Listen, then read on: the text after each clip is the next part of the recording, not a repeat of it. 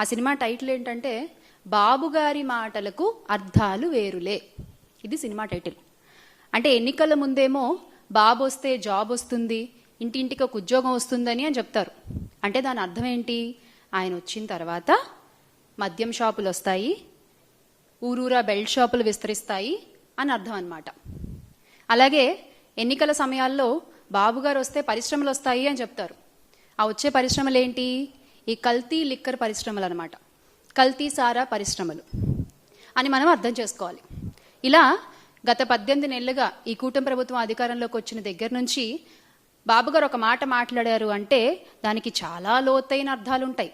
అవి జాగ్రత్తగా ప్రజలు ఇప్పుడిప్పుడే అర్థం చేసుకుంటున్నారు. ఇప్పుడిప్పుడే ప్రజలందరికీ కూడా రాష్ట్రంలో అర్థమవుతోంది. జగన్ గారి హయాంలో గ్రామ సచివాలయాలు, ఆర్బీకే సెంటర్లు, విలేజ్ హెల్త్ క్లినిక్లు, ఫ్యామిలీ డాక్టర్లు అంటూ ఊరూరా మంచి చేసుకుంటూ పోతే వాటన్నిటిని నిర్వీర్యం చేస్తూ వీళ్ళు ఊరూరా చేసింది ఏంటయ్యా అంటే మద్యం షాపులు, బెల్ట్ షాపులు, కల్తీ లిక్కర్లు, తద్వారా పోతున్న ప్రజల ప్రాణాలు. ఈ అర్థాలన్నీ కూడా ఇప్పుడిప్పుడే రాష్ట్ర ప్రజలందరికీ కూడా కళ్ళకు కట్టినట్టుగా అర్థమవుతున్నాయి. అంటే ఈ మద్యం మాఫియాతో ఒక అనాగరిక అరాచక పాలన కొనసాగుతోంది ఈ రోజున ఆంధ్ర రాష్ట్రంలో. మీరు ఎనీ టైం మీరు వెళ్ళండి, మీకు మద్యం దొరుకుతుంది. ఒక ఆప్షన్ కూడా కాదు, 100 ఆప్షన్లు ఉంటాయి మీకు. చక్కగా మీరు చూస్ చేసుకోవచ్చు. మీరు ఆ మద్యాన్ని తాగొచ్చు, ఆ కల్తీ మద్యాన్ని. మీ ప్రాణాల బాధ్యత. మరి తర్వాత ఇంకేమవుతుందో ఆ దేవుడికే ఎరుక. ఇది రాష్ట్రంలో ఈ రోజున పరిస్థితి. అసలు 24 గంటలు ఏరులై పారుతున్న మద్యం, అర్ధరాత్రి అపరాత్రి అన్న టైం కూడా లేదు. అంటే 12 గంటలు, 1 గంటలకు కూడా మద్యం దొరుకుతోంది ఈ రోజున ఆంధ్ర రాష్ట్రంలో. అసలు ఈ టైంకి, ఈ అర్ధరాత్రి టైంకి కూడా మద్యం ఎందుకు దొరుకుతోంది అంటే ఒకవైపు బెల్ట్ షాపులు, మరొక వైపు కల్తీ మద్యం, రెండింటినీ చక్కగా బ్యాలెన్స్ చేసుకుంటూ పర్ఫెక్ట్ బిజినెస్ నడిపిస్తుంది ఈ కూటమి ప్రభుత్వం. దానికి తోడుగా అసలు ఈ మద్యం అనేది కల్తీదా అసలుదా తెలియని ఒక గందరగోళ పరిస్థితిలో కూడా ఈ రోజున ఆంధ్ర రాష్ట్ర ప్రజలు ఉన్నారు. బాటిల్ కొనుక్కుంటారు, ఆ మద్యం బాటిల్ పైన స్టిక్కర్ చూసి కొనుక్కుంటారు. అది నకిలీదా అసలుదా కూడా తెలియని పరిస్థితిలో ఈ రోజున రాష్ట్ర ప్రజలు ఉన్నారు. ఈ మధ్య ప్రభుత్వం ఒక జీవో విడుదల చేసింది గమ్మత్తుగా. బాటిల్ పైన ఒక క్యూఆర్ కోడ్ ఉంటుంది, దాన్ని స్కాన్ చేస్తే మీకు అసలుదా నకిలీదా మద్యం అనేది తెలుస్తుందట. అంటే స్టిక్కర్ ఒరిజినలే, పాపం స్టిక్కర్లో ఏం తప్పలేదు, స్టిక్కర్ ఒరిజినలే, కానీ లోపల మద్యం నకిలీదా అనమాట. ఇంత ఆర్గనైజ్డ్గా ప్రజల్ని మోసం చేస్తూ ఒక వ్యవస్థీకృతంగా ఈ మద్యం దందాన్ని నడిపిస్తుంది ఈ రోజు కూటమి ప్రభుత్వం. అర్ధరాత్రి అపరాత్రి అనే తేడా లేకుండా మద్యం విచ్చలవిడిగా అమ్ముతుండడంతో, విరివిగా దొరుకుతుండడంతో, అందుబాటులో ఉండడంతో ఎక్కడికక్కడ ప్రజలు దాన్ని కొనుగోలు చేస్తున్నారు, తాగుతున్నారు, రోడ్ల మీదకి వచ్చేసి వాళ్ళకి ఇష్టం వచ్చినట్టుగా ప్రవర్తిస్తున్నారు. అంటే ఇంతకు ముందు వాళ్ళ నాయకుడు కూడా, మన గౌరవ ఉప ముఖ్యమంత్రి గారు, పీపీపీ గారు కూడా చెప్పారు కదా, మీరు తీయండి బైక్ సైలెన్సర్లు తీయండి, మీరు విచ్చలవిడిగా పేట రేగిపోండి, ఏమవుతుందో నేను చూసుకుంటానని చెప్పి.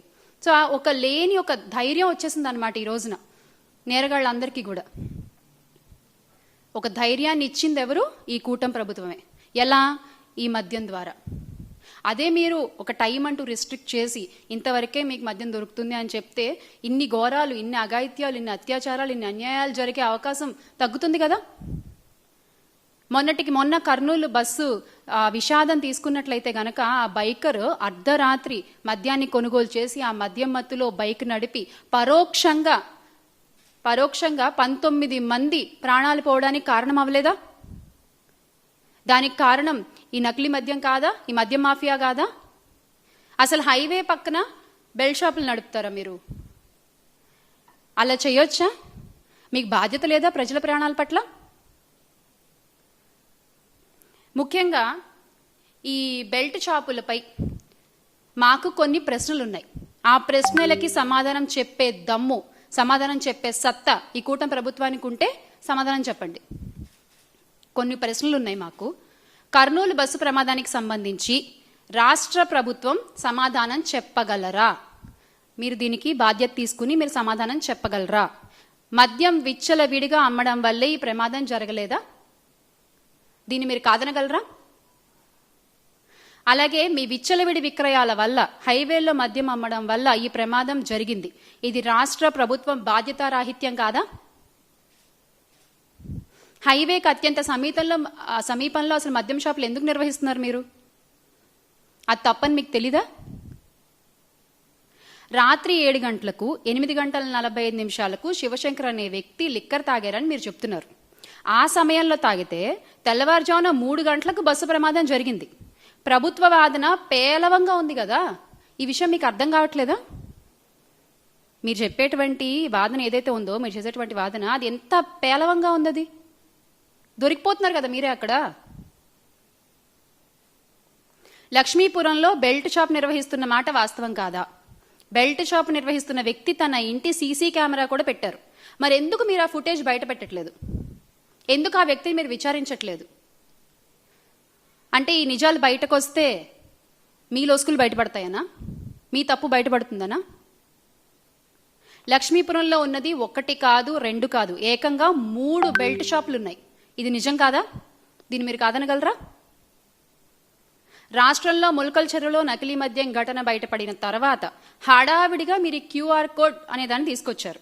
కానీ మీరు విడుదల చేసిన క్యూఆర్ కోడ్ని చెకింగ్ చేసినట్టుగా మనకెక్కడ కూడా వీడియోలో కనిపించలేదు. ఆ క్యూఆర్ కోడ్ని చెక్ చేస్తున్నట్లుగా ఎక్కడ రిలీజ్ చేసిన వీడియోలో ఎక్కడ కనిపించట్లేదు. అంటే మీరు ఓన్లీ ఆర్డర్లు మాత్రమే ఇస్తారు. అవి అమలవుతున్నాయి సరిగ్గా అని మీ ఎల్లో మీడియాలో రాసేస్తారు, అబద్ధ ప్రచారాలు చేసేస్తారు. అది నిజం అని చెప్పి ప్రజలు నమ్మేయాలి, అంతేనా?